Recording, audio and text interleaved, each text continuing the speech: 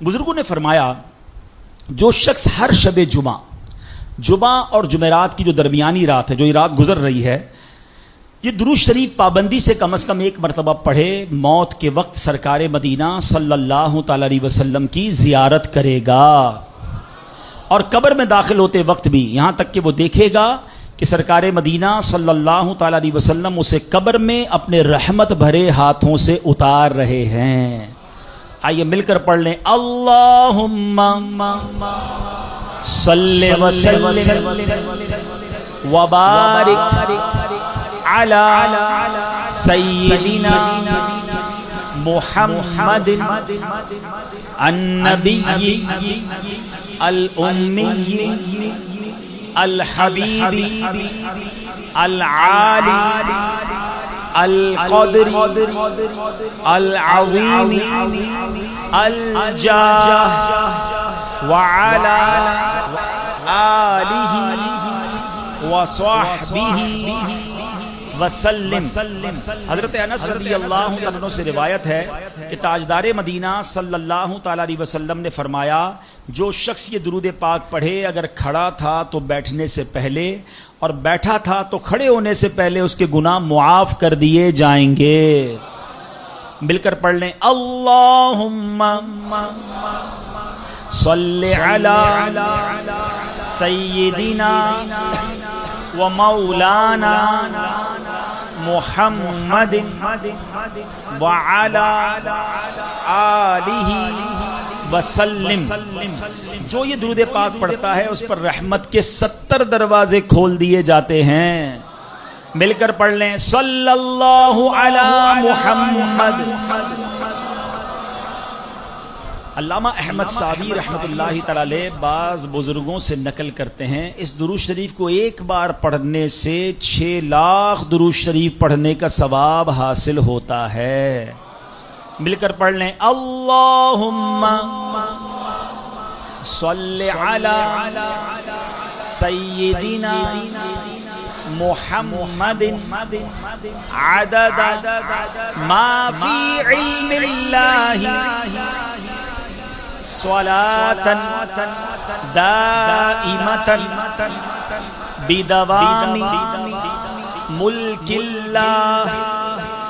एक दिन एक शख्स आया तो नबी पाक अलैहिस्सलातु वस्सलाम ने उसे अपने और सिद्दीक़ अकबर रज़ियल्लाहु तआला अन्हु के दरमियान बिठा लिया।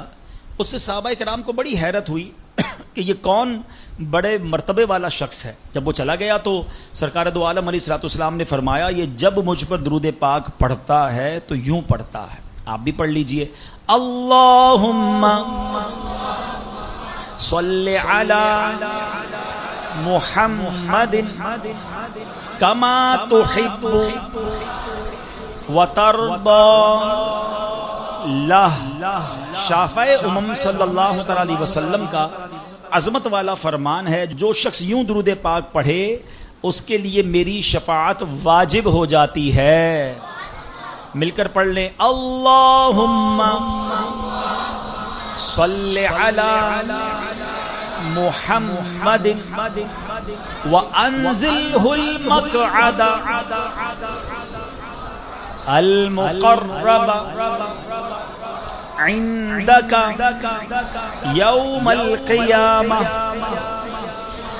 हज़रत इब्न अब्बास रज़ियल्लाहु तआला अन्हु से रिवायत है कि सरकार मदीना सल्लल्लाहु तआला अलैहि वसल्लम ने फरमाया, इसको पढ़ने वाले के लिए 70 फरिश्ते 1000 दिन तक नेकियां लिखते हैं। मिलकर पढ़ लें, जज़ल्लाहु अन्ना मुहम्मदन मा हुवा अहलुहु। दुरूद पाक पढ़ने के बेशुमार फ़ज़ाइल व बरक़ात हैं। बड़ी मशहूर हदीस है, अल्लाह के नबी अलैहिस्सलाम फरमाते हैं कि जो जुमा के दिन 200 बार दुरूद पाक पढ़े, अल्लाह उसके 200 बरस के गुनाह मुआफ़ फरमा देता है। तो ये हमें गौर करना है और हमें जुम्मे के दिन कसरत से दुरूद पाक पढ़ना है। आइए मिलकर मोहब्बत के साथ बावाज़ बुलंद दुरूद पाक पढ़ लें, सल्लु अलल हबीब सल्लल्लाहु तआला अला मुहम्मद सल्लल्लाहु अलैहि वसल्लम। कुरान पाक की वो आयतें جس میں رب کریم نے مومنوں سے براہ راست بات کی ہے، مسلمانوں سے براہ راست بات کی ہے، اور فرمایا یا ایھا الذین آمنو، اے ایمان والو۔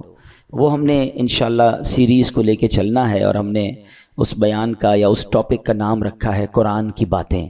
تو پہلی آیت ہم کور کر چکے تھے، جس میں نبی پاک علیہ الصلوۃ والسلام کی شان بڑے شاندار انداز میں، سورہ بقرہ کی وہ آیت تھی جس میں ہمیں یہ بتایا گیا تھا کہ اے ایمان والو، پیارے آقا سے بات کیسے کرنی ہے، ان کو راعنا نہیں کہنا، ان کو انظرنا کہنا ہے۔ آج جو ہم نے آیت پڑھنی ہے قرآن پاک کی، جس آیت کو سمجھنا ہے، یہ بھی قرآن پاک کی سورہ بقرہ کی آیت ہے، پارہ نمبر 2 ہے اور آیت نمبر 153 ہے۔ بیوٹیفل آیت and so many good lessons from that آیت۔ اب وہ آیت کون سی ہے؟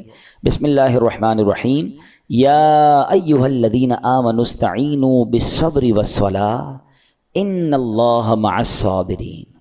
ترجمہ اس کا کیا ہے؟ اے ایمان والو، صبر اور نماز سے مدد مانگو، بے شک اللہ صابروں کے ساتھ ہے۔ اب یہاں بہت خوبصورت باتیں ہمیں سیکھنی ہیں کہ صبر اور نماز سے مدد مانگو۔ قرآن ہمیں راستہ بتا رہا ہے کہ آپ کو ہیلپ چاہیے تو صبر اور نماز کے ذریعے آپ نے ہیلپ لینی ہے۔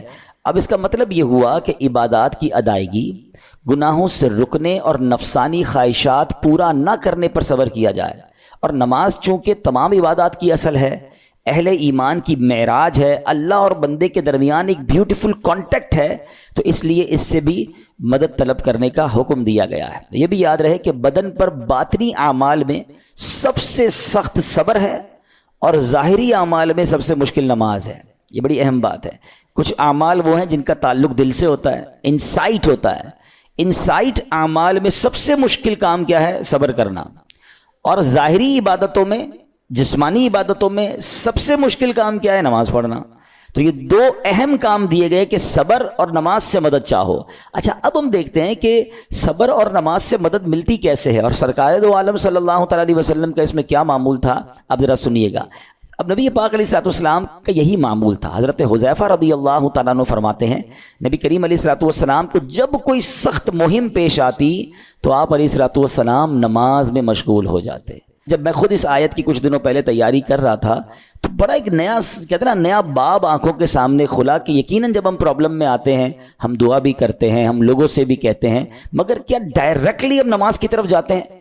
حالانکہ قرآن نے ہمیں پرابلمز کا سولوشن کیا دیا ہے کہ صبر اور نماز سے مدد چاہو۔ اب آگے چلیں، حضرت عمر فاروق کا بھی یہی عمل تھا کہ کوئی مشکل درپیش آتی تو آپ رضی اللہ عنہ کو اگر کبھی اسلامی فوجوں کے آنے میں تاخیر پتہ چلتی، یعنی آپ چونکہ جنگوں کے لیے فوجوں کو روانہ کرتے تھے، بہت شاندار اسٹریٹجک پلانر تھے، تو اب فوج گئی اور ایکسپیکٹیشن یہ تھی کہ فلاں ٹائم کو واپس آ جائے گی۔ اس زمانے میں ٹیلی فون تو تھا نہیں، انٹرنیٹ تو تھا نہیں کہ لوکیشن شیئر ہو جائے گی یا کال آ جائے گی کہ سر ہم یہاں رکے ہوئے ہیں۔ اب ٹائم ہو جاتا اور فوج واپس نہ آتی نا، تو آپ اب اس کو کیا کرتے کہ اب پتہ تو نہیں کیا ہوا ان کے ساتھ، خیریت سے آ جائیں، تو آپ نماز میں مشغول ہو جاتے، نماز کے لیے کھڑے ہو جاتے ہیں۔ اب کیا ہمارے ساتھ کبھی ایسا ہوتا ہے کہ ہمارا بچہ کہیں گیا ہے، اس کی خبر نہیں آ رہی، یا کوئی چیز ہماری آنی ہے ابھی تک پہنچی نہیں ہے، یا کوئی اچھی نیوز نہیں آ رہی ہے، تو ہم کیا اس کے لیے نماز کی طرف جاتے ہیں؟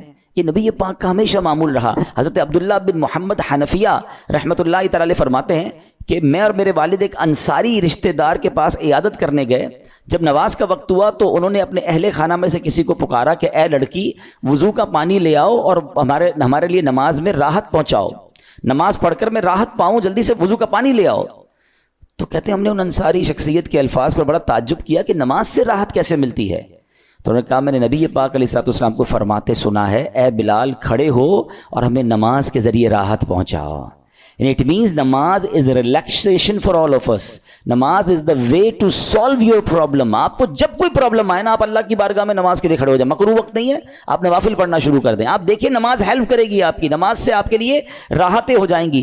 آپ کی حضرت عبد الرحمن بن عوف کتنے بڑے صحابی ہیں رضی اللہ تعالیٰ، یہ وہ صحابی ہیں کہ جو عشرۂ مبشرہ میں سے بھی ہیں، and he was billionaire on that time۔ سب سے امیر صحابہ میں جو نام آتے ہیں وہ حضرت عثمان غنی اور حضرت عبد الرحمن بن عوف رضی اللہ تعالیٰ کے نام آتے ہیں۔ آپ کا ایک بار بے ہوشی، غشی طاری ہوئی، ٹھیک ہے، انکانشیس ہو گئے آپ، تو آپ کی والدہ نے کیا کیا؟ آپ کی والدہ، لوگ سمجھے کہ آپ کی جان نکل گئی ہے، آپ کی والدہ مسجد کی طرف چل پڑیں تاکہ وہاں جا کے نماز پڑھیں اور اس سے مدد حاصل کریں۔ جب حضرت عبد الرحمن بن عوف کو ہوش آیا نا، تو لوگوں نے کہا کہ آپ کی طبیعت کیسی ہے؟ تو آپ نے کہا کیا مجھ پر غشی طاری ہو گئی تھی ہیں؟ تو کہا جی. تو کہتے ہیں بے شک میری بے ہوشی میں میرے پاس 2 فرشتے آئے اور کہنے لگے تم چلتے نہیں کہ ہم تمہیں خدا کی بارگاہ میں لے جائیں اور تمہارے بارے میں فیصلے لیے جائیں؟ دوسرے فرشتے نے کہا انہیں لوٹا دو، یہ ان افراد میں سے ہے جن کے لیے ان کی ماؤں کے پیٹ میں ہی سعادت مندی لکھ دی گئی تھی، اور ان قریب اللہ تعالیٰ ان کے ذریعے ان کی اولاد کو جب تک چاہے گا نفع دے گا. اس کے بعد آپ رضی اللہ تعالیٰ عنہ 1 مہینہ مزید زندہ رہے، اس کے بعد انتقال ہوا. تو پتہ چلا کہ آپ کی والدہ نے نماز پڑھی، اللہ سے مدد مانگی اور آپ کو اللہ نے ایک نئی زندگی عطا فرمائی. تو آپ اپنی زندگی میں اس پریکٹس کو آج اس آیت سے دیکھیں. ہم نے کرنا کیا ہے؟ ہم جب بیان میں آئیں تو صرف بیان نہیں سننا ہے، ہم نے اللہ نے مجھے کہا کیا ہے. ہم اس ٹاپک کو لے کے اسی لیے چل رہے ہیں نا کہ میرے رب نے ڈائریکٹلی مجھ سے کیا بات کی ہے. تو آج اس آیت میں یہ لیسن مل رہا ہے کہ جب کسی پرابلم میں ہیں، کلیمٹی میں ہیں، تو اللہ کی طرف جانا ہے اور نماز سے مدد چاہنی ہے. وَاسْتَعِينُوا بِالصَّبْرِ وَالصَّلَاةِ. اچھا اب آپ دیکھیں پیارے آقا کی نماز کی کیسی عادت تھی. بادل گرجتے تھے، آندھی چلتی تھی، کسی بری خبر کی اطلاع آ رہی ہوتی تھی، نبی پاک نماز کی طرف چلے جاتے. اچھا مجھے بتائیں نماز استسقاء کیا ہے؟ بارش نہیں ہو رہی ہے، پیارے آقا نماز پڑھا رہے ہیں. سورج گہن ہو رہا ہے، نبی پاک نماز پڑھا رہے ہیں. چاند گہن ہو رہا ہے، پیارے آقا نماز کی طرف. یعنی کس قدر اللہ کی طرف رجوع ہے. And whenever anything bad happen یا گوئنگ ٹو بیڈ ہیپن، ہونے والی لگ رہی ہے، کچھ بڑا ہونے والا ہے. ہمیں بھی تو خبریں آ رہی ہوتی ہے نا کہ بھائی کل بہت شدید بارش ہوگی، اللہ نہ کرے کوئی اور بری خبر ایکسپیکٹیشن ہے. آپ کو کاروبار میں کوئی ایسی خبر آنے کا ڈر ہے یا آپ کی کوئی شپمنٹ جاری ہے، واٹ ایور آپ چاہتے ہیں ہر چیز بہتر ہو جائے. قرآن نے فارمولا دیا نا وَاسْتَعِينُوا بِالصَّبْرِ وَالصَّلَاةِ. اللہ نے ڈائریکٹلی مجھے اور آپ کو کہا ہے. تو from now on words make your practice کہ میں نے انشاءاللہ نماز سے مدد لینی ہے. اور آپ اپنی آنکھوں سے دیکھیں گے اور آپ اللہ سے عرض بھی کریں کہ اللہ تو نہیں قرآن میں کہا ہے مدد لے، میں نے کھڑا ہو گیا نماز کے لیے. تو نماز سے آپ نے مدد لینی ہے. اچھا اب اس کے بعد آیت کا جو سیکنڈ پارٹ ہے کہ صبر سے بھی مدد لینی ہے. اور آگے کیا فرمایا؟ ان اللہ مع الصابرین، اللہ صابروں کے ساتھ ہے. سبحان اللہ. اس کا مطلب یہ ہوا کہ اللہ تعالیٰ اپنے علم و قدرت کے ساتھ ویسے تو ہر کسی کے ساتھ ہے، لیکن یہاں صبر کرنے والوں کا خاص ذکر اس لیے ہوا تاکہ انہیں معلوم ہو جائے کہ اللہ تعالیٰ ان کی مشکلات کو دور فرما دے گا. مگر کرنا کیا ہے؟ صبر کرنا ہے. اچھا اب صبر کے بارے میں 2 باتیں بڑی اہم ہیں کہ صبر نارملی ہم جب بھی صبر کے بارے میں سنتے ہیں تو صبر ہم کہتے ہیں یار تکلیف آئی ہے صبر کرو. یقیناً یہ بھی صبر ہے، مگر صبر کی ایک اور قسم بھی ہے جو اس سے بھی سپیریئر ہے، جو اس سے بھی افضل ہے. اور وہ کیا ہے؟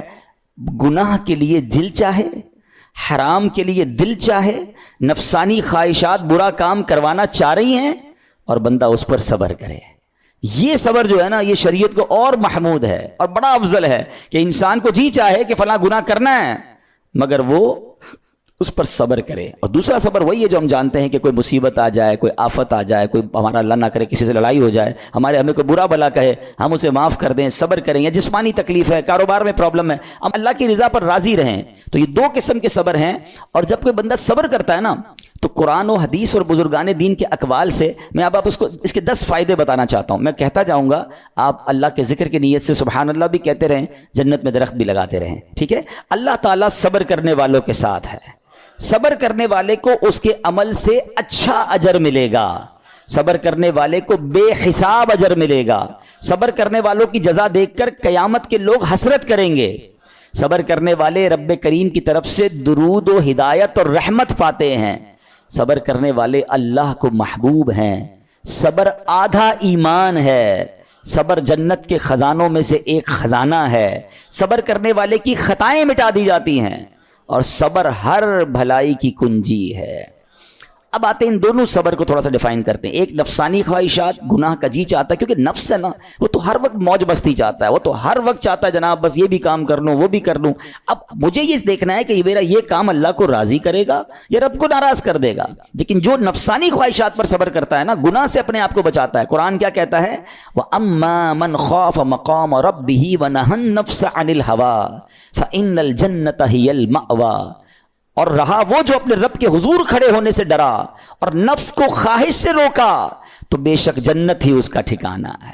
دل چاہ رہا ہے، شیطان کہہ رہا ہے کر لے، کوئی دیکھنے والا نہیں ہے، علاقہ بھی چینج کر لیا، شہر بھی تبدیل ہو گیا، nobody here to watch you، مگر اللہ دیکھ رہا ہے. اچھا نارملی اگر غور کریں ہم گناہ کرتے کیوں ہیں؟ جتنے بھی گناہ ہیں، what ever the list of گناہ اٹھائیے.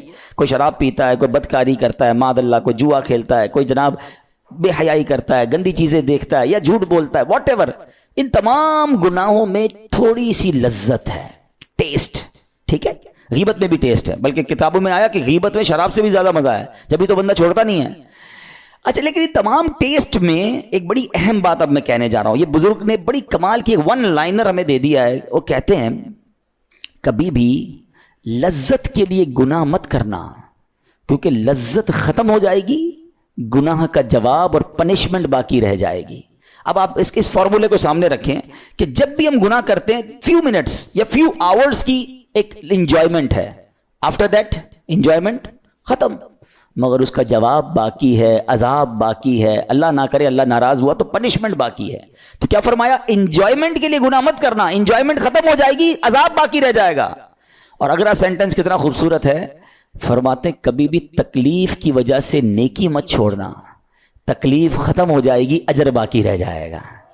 اب مثال دیتا ہوں، اس کی 2-3 ایگزامپل سمجھیے۔ گناہ کی ایگزامپل تو آپ سمجھ گئے کہ کوئی بھی تھوڑی دیر کا گناہ کرتا ہے، لذت پاتا ہے، وہ گناہ ختم، عذاب باقی۔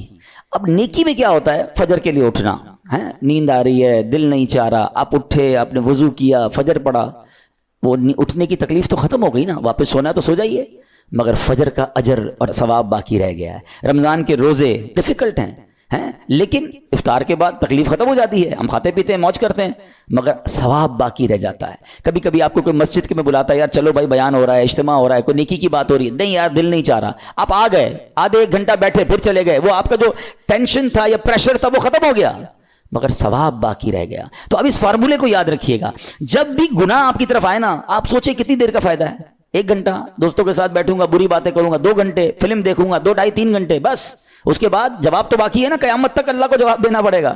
نہیں یار، مجھے انجوائمنٹ کے لیے گناہ نہیں کرنا ہے۔ اور جب کوئی نیکی کا کام آئے اور آپ کو لگے یار دل نہیں چاہ رہا، مزہ نہیں آ رہا، بوریت ہوگی، چھوڑنا یار، تو بندہ سوچے کتنی دیر کی نیکی ہے؟ آدھے گھنٹے کی، 1 گھنٹے کی، بس 2 گھنٹے کی، اور ثواب باقی رہ جائے گا۔ Let's do it. اگر یہ بات سمجھ آ گئی نا آپ کو، تو انشاءاللہ دیکھیے گا گناہ سے بچنا اور نیکیاں کرنا آسان ہو جائے گا۔ تو اب کیا فرمایا قرآن نے کہ جس نے اپنے نفس کو روکا، کیا خوبصورت آیت ہے، وَأَمَّا مَنْ خَافَ مَقَامَ رَبِّهِ وَنَهَى النَّفْسَ عَنِ الْهَوَىٰ، اور رہا وہ جو اپنے رب کے حضور کھڑے ہونے سے ڈرا اور نفس کو خواہش سے روکا، تو بے شک جنت ہی اس کا ٹھکانہ ہے۔ اور ایک اور جگہ کمال سے فرمایا وَلِمَنْ خَافَ مَقَامَ رَبِّهِ جَنَّتَانِ، مبارک ہو ان کو جو اللہ سے ڈرتے ہیں نا، صبر کرتے ہیں، گناہ نہیں کرتے، رک جاتے ہیں۔ قرآن کہتا ہے جو اپنے رب کے حضور کھڑے ہونے سے ڈرے، اس کے لیے 2 جنتیں ہیں، 1 نہیں 2 جنتیں ہیں۔ سورہ رحمان کی آیت ہے۔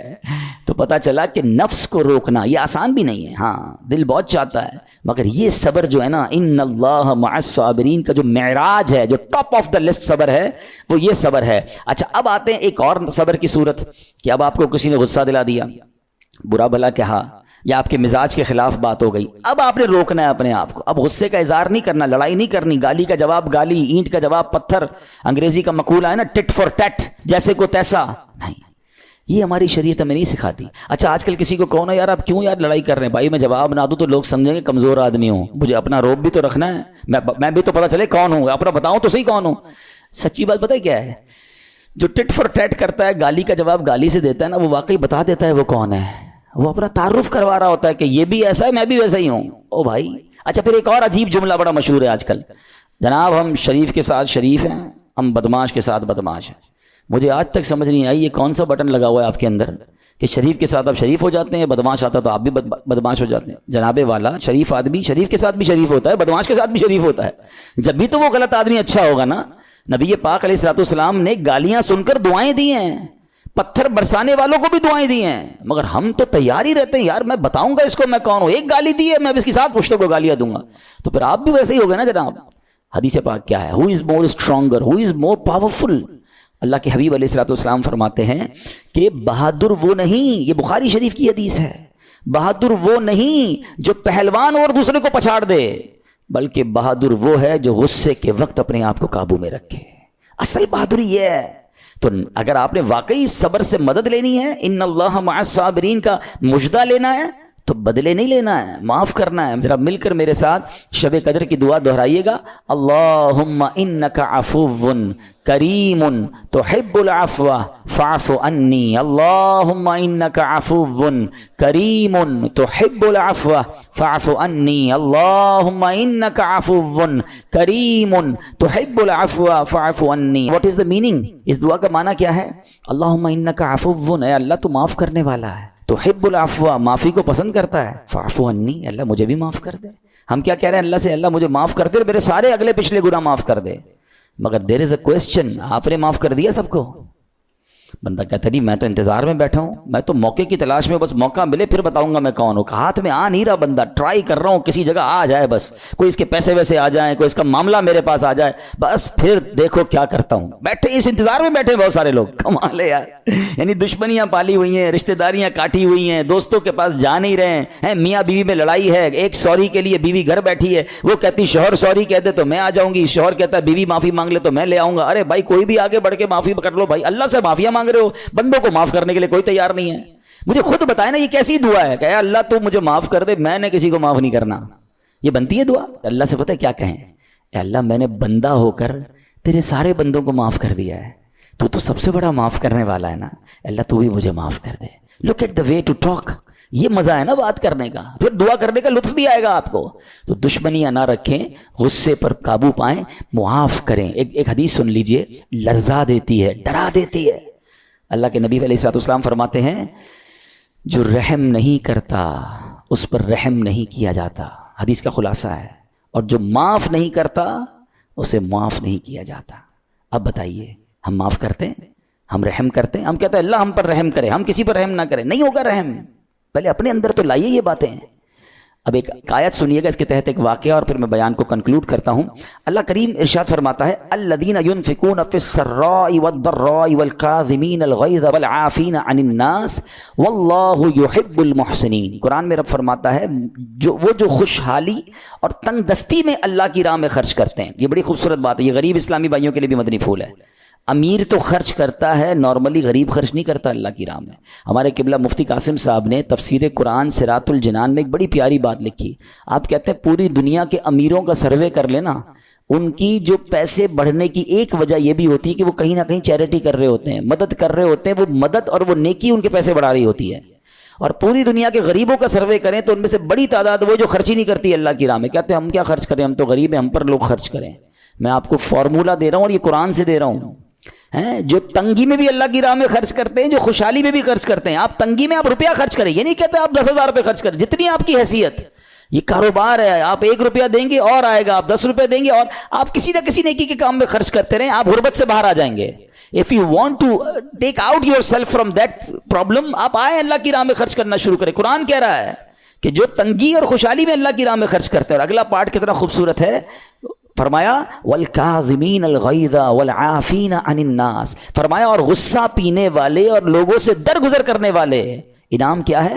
واللہ یحب المحسنین، اور اللہ نیک لوگوں سے محبت فرماتا ہے۔ اور پھر ہاں زندگی میں کلیمٹیز، پرابلم، بیماریاں، مشکلیں، قرآن خود کہتا ہے کہ من قریب تمہیں آزمائیں گے، کبھی بیماری آئے گی، کبھی بھوک آئے گی، کبھی مال کم ہو جائیں گے، کبھی ڈسٹربنس آئے گی، خوف آ جائے گا، تو بی ریڈی فار دیٹ، صبر کرنا ہے، کیونکہ اللہ نے فرمایا وبشر الصابرین، صبر کرنے والوں کے لیے خوشخبری ہے۔ تو اللہ کرے کہ یہ بات ہمیں سمجھ آ جائے اور ہم اس آیت پر عمل کرنے والے بن جائیں تو زندگی بڑی آسان ہو جائے گی۔ یہاں ایک میں عقیدے کی بات بھی کلیریفائی کر دوں، کچھ لوگوں کو بعض اوقات کنفیوژن ہوتی ہے یا لوگ کنفیوژن کریٹ کرتے ہیں۔ مجھے ایک بات بتائیے گا کہ اللہ کیا کہہ رہا ہے؟ وَاسْتَعِينُوا بِالصَّبْرِ وَالصَّلَاةِ، اے ایمان والو صبر سے اور نماز سے مدد چاہو۔ کیا صبر اور نماز خدا ہیں؟